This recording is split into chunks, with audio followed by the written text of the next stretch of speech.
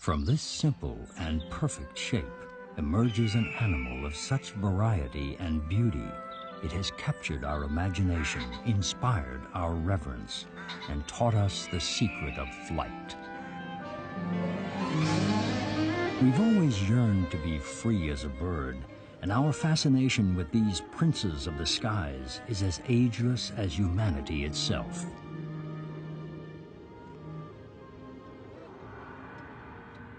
From this protective shell, a chick prepares to hatch, continuing a cycle that has been evolving and repeating itself for millions of years. 200 million years ago, there were no birds. Insects were the only flying creatures. Then came the pterodactyl, a giant flying reptile with wings made of membranes. But membranes were easily torn and couldn't be repaired. During the heyday of the pterodactyl, evolution solved this problem with the feather, one of nature's greatest innovations. The first feathered creature that we know of, the first bird, was Archaeopteryx, which lived 150 million years ago. Its reptile-like teeth and tail provide an evolutionary link between flying reptiles and the feather-covered bodies of birds. From Archaeopteryx and its descendants came the 8,500 species of birds that currently populate the Earth. A determined birdwatcher setting out to see each and every species of bird would have to observe a new species every day for the next 23 years. There are now about 500 billion birds in the world.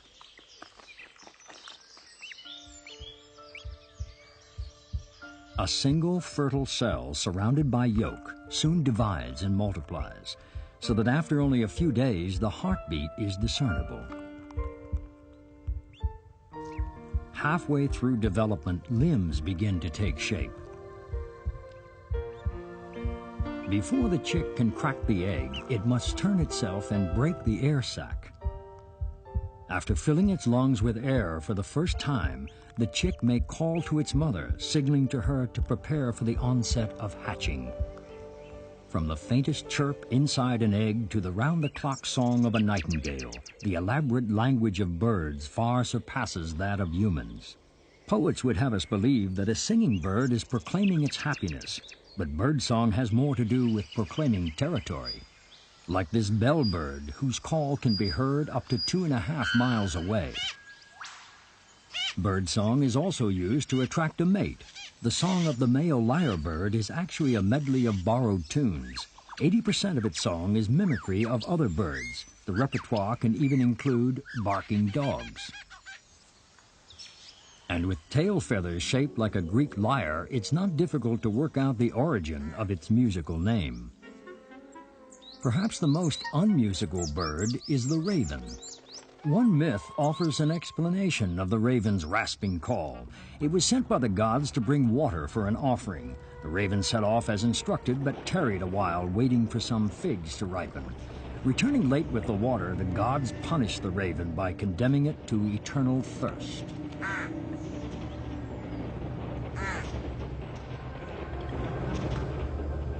In other myths, the raven is a more obedient servant. The Norse god Odin is often depicted with a raven on each shoulder. It was believed these ravens flew around the world every day and reported to him what they had seen. Ooh. The bird as gossip survives to this day in the phrase, "A little bird told me."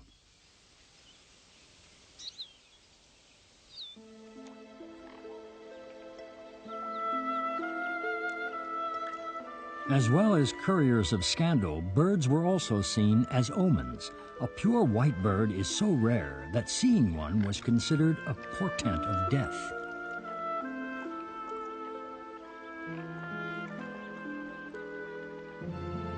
This may have had to do with the cry of the swan, so mournful that for a long time it was believed a swan sang as it died.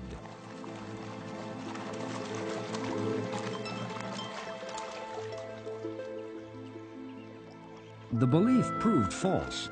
but we still refer to someone's final act as their swan song.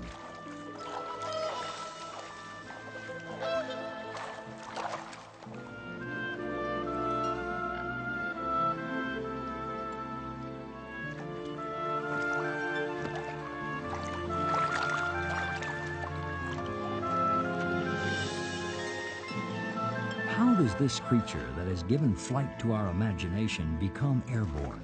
How does a bird fly? Bone structure, metabolic rate, wing structure, and the unique design of the feather all play a part in the bird's ability to fly. The lighter the material, the easier it is to get off the ground. The first human flyers learned this through numerous weighty experiments. Bones are heavy, and to move them takes large muscles. But in order to fly, birds can't afford the excess baggage of large muscles, so they reduce their need for muscle by having lighter bones. A land animal's bone consists of a heavy honeycomb of tissue.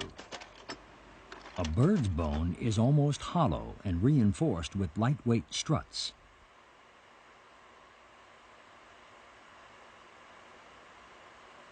And less bone requires less muscle, very handy when it comes to defying gravity and performing takeoff, the most difficult stage of flight. And takeoff is the moment that separates the flyers from the walkers.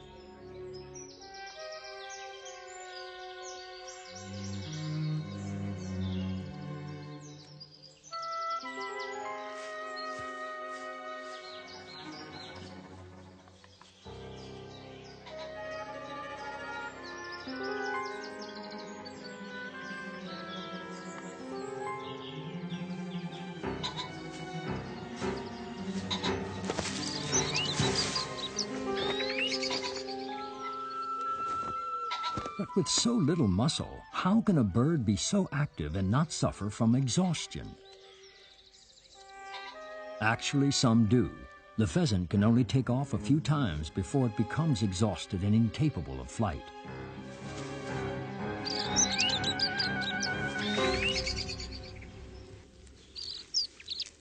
Most birds, however, can sustain long periods of hyperactivity. The hummingbird feeds while beating its wings up to 80 times a second. But to sustain such levels of energy, birds must take in large amounts of food. To eat like a bird is actually to have a voracious appetite. A hatching chick consumes the egg's yolk, now a marble-sized sack of food attached to its belly. It provides the chick with energy to get through the most exhausting day of its life.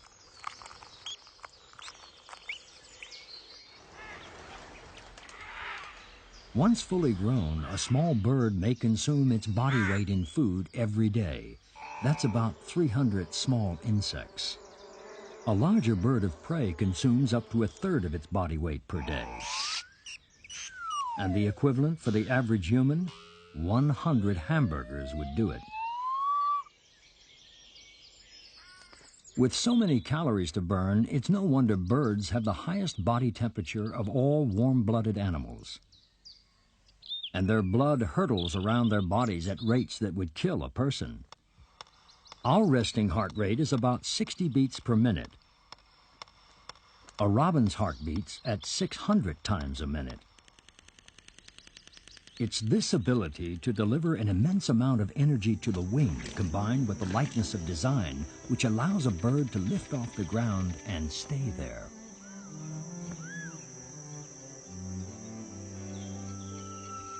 Like the swimmer through water, a bird pushes against the medium of air to fly. The wing is light, strong, and extremely flexible, allowing the bird to work against or with the air. Birds can sit on the wind, their wings held on the air currents, or catch rising pockets of warm air called thermals, riding them like invisible escalators to tremendous heights. Frigate birds depend on air currents to save them from disaster. They feed on fish, but their wings are not waterproof. If they landed on the water, they could drown. So they always fish into the wind and use the airflow to lift them away from the surface and back up to the safe haven of a rising thermal.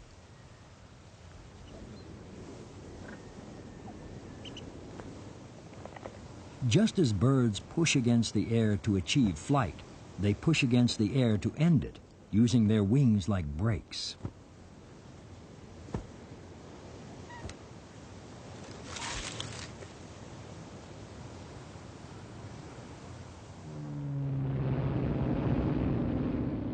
Even though human flying machines have conquered the basics of flying, birds possess one skill that our flying machines will never master: self-repair.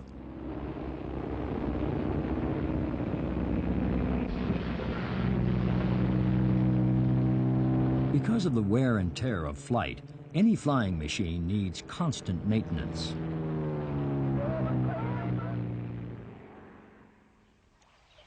A bird is no different. To pass inspection, a feather must provide a smooth, streamlined surface for air to flow over.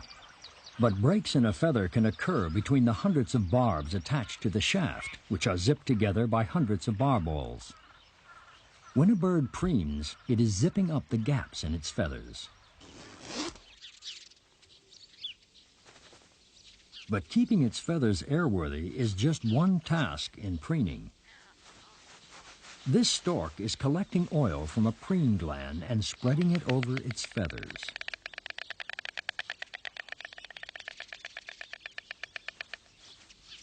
Oil acts as a waterproofing agent for water birds, turning them into waterproof vessels.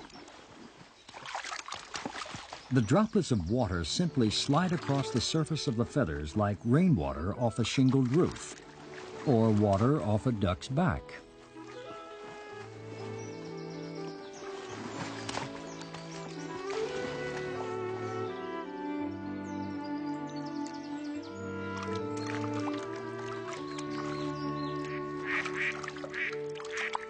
All ducklings can float within 24 hours of birth, but take 2 to 3 weeks to grow proper waterproof feathers. This duckling has broken through the shell using an egg tooth, a small projection on its beak, and has begun pushing itself out. For the ancient Egyptians, the sight of a young bird breaking out of the shell helped explain the origins of the universe. One myth held that the god Noom took the mud of the Nile and made a cosmic egg from which the cosmos was hatched.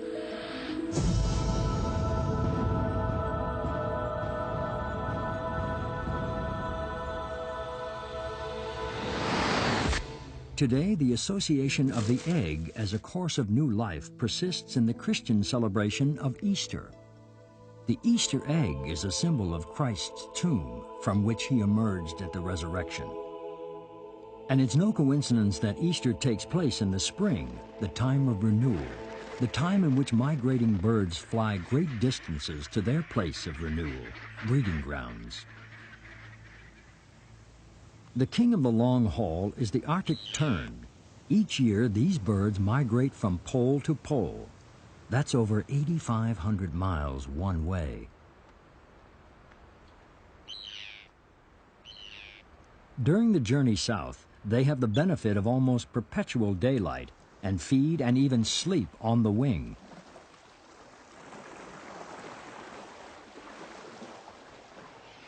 After a non-stop flight lasting over 2.5 months, they finally arrive at their breeding grounds in late April, only to set off again in July.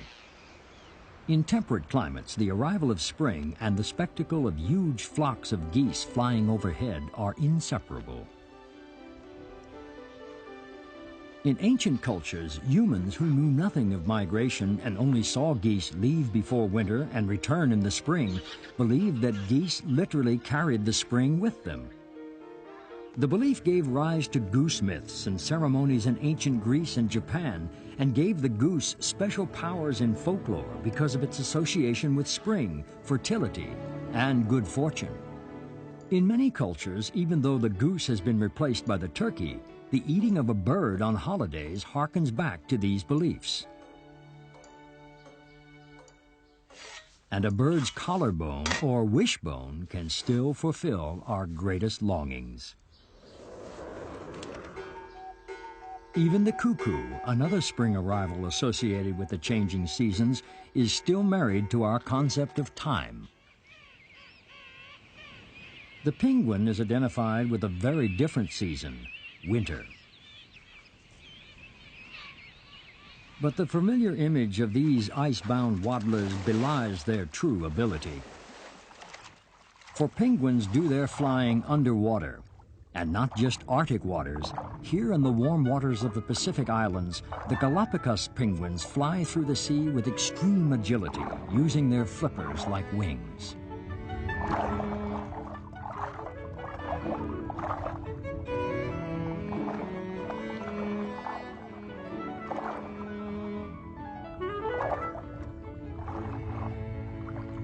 But there are birds that are truly flightless. The wings of an ostrich serve little purpose. For the ostrich is the world's heaviest bird. At 260 pounds, it is permanently grounded. It's believed ostriches evolved at a time when food was so plentiful, flight was unnecessary.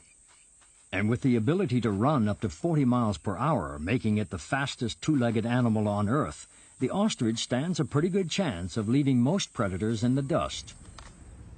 Ornithologists, scientists who study birds, calculate that no bird weighing more than 40 pounds could ever be capable of flight.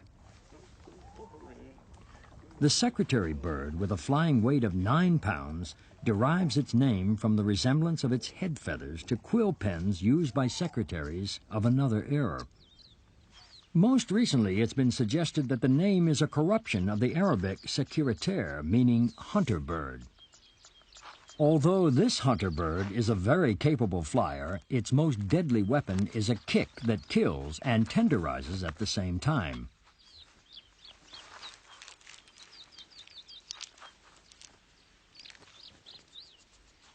Until they are fully grown, flightless birds need constant protection.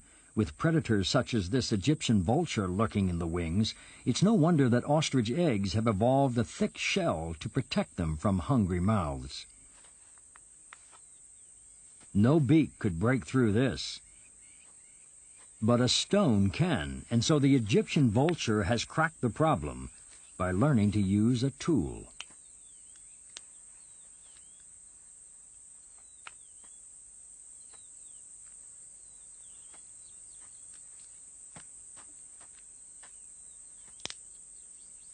This ability to conquer nature's defenses by using a tool earns the vulture a place among the most intelligent of birds. At the other end of the scale, looking wise is not being wise.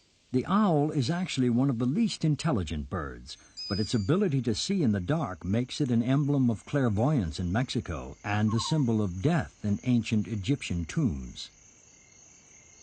Neither psychic nor funereal, the owl is a creature with highly developed senses. An owl's eyes are especially adapted for night vision, packed with light-sensitive rods. At the moment of attack, the eyes actually close, and the owl relies on its sensitive talons to zero in on the exact position of its target.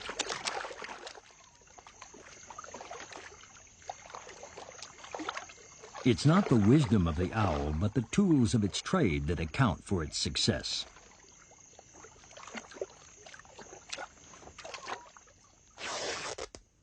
Like human tools, a bird's beak performs a variety of tasks, but unlike humans, they never lose them.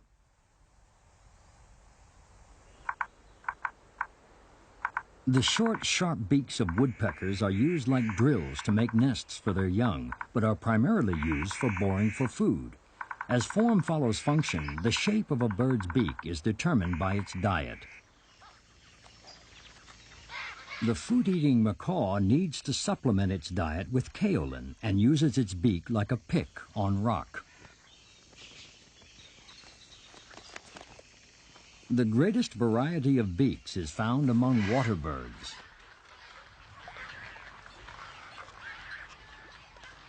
tweezers for probing the mud, spears for harpooning fish and eels. A pelican's pouch is a highly elastic scoop, expanding underwater to accommodate up to 30 pints of water with its catch.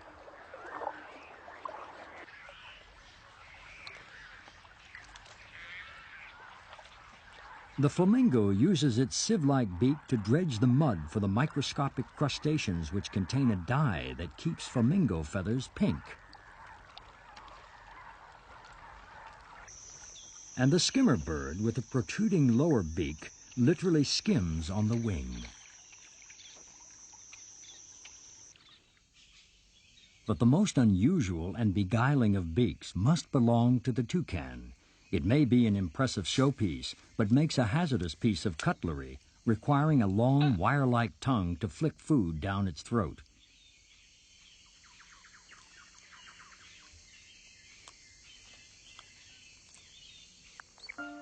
Enjoying the fruit of its labors, the chick makes its small but momentous entrance into the world.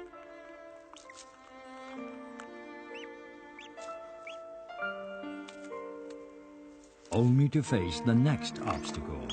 After 30 days in the shell, stretching and straightening its egg-shaped body is no easy feat.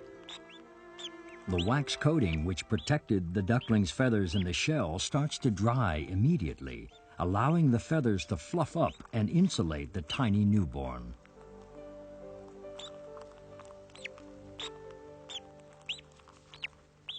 All birds have feathers, and no other creatures possess them. To hold or wear the bird's feathers is to possess its power. The Central American Aztecs are just one of the many cultures that have used feathers to adorn their ceremonial headdresses. Birds also use their feathers for ceremonial occasions, such as courtship.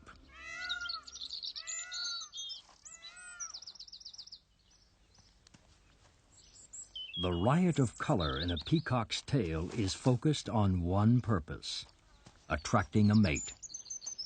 And the rules of courtship in any society, bird or human, can be quite a performance.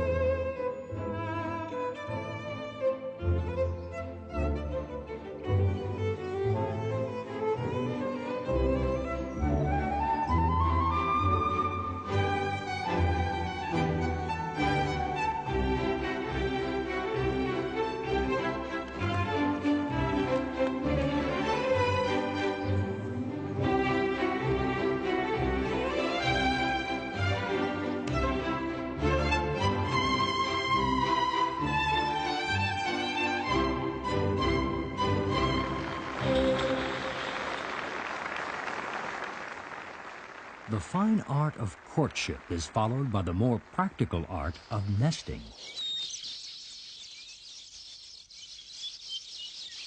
Perhaps one of the most unusual nest builders is the African weaver bird.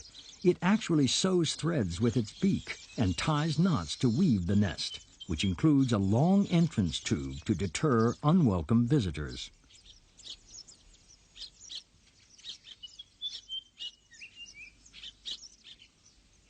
Copying nest builders probably led to the first human attempts at basketry, as well as pottery. Collecting their building materials from nearby rivers, cliff swallows construct their nests from mud. These masons of the bird world meticulously fashion layer upon layer, making sure the mixture is just the right consistency, especially important when plastering the roof.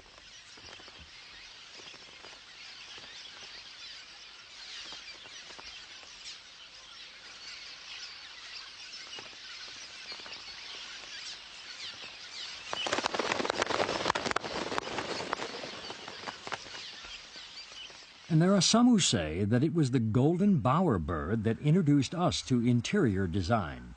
To attract a female, the male finishes off his nest by decorating it with flowers and feathers. His discerning eye pays attention to every detail with an aesthetic sense that any artist would envy. And some culinary artists do. The Chinese have been making bird's nest soup for centuries.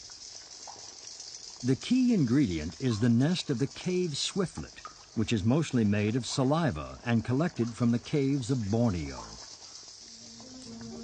The soup may be a rare and expensive delicacy, but has little nutritional value or taste.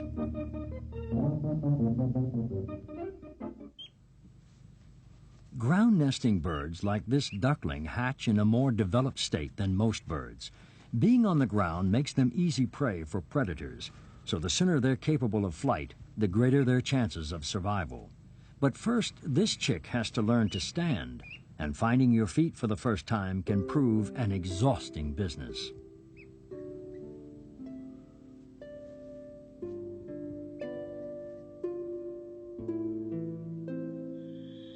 For its tree-dwelling cousins, leaving the nest can be just as perilous as leaving the shell. Birds have to learn to fly just as we have to learn to walk, by using the age-old method of trial and error.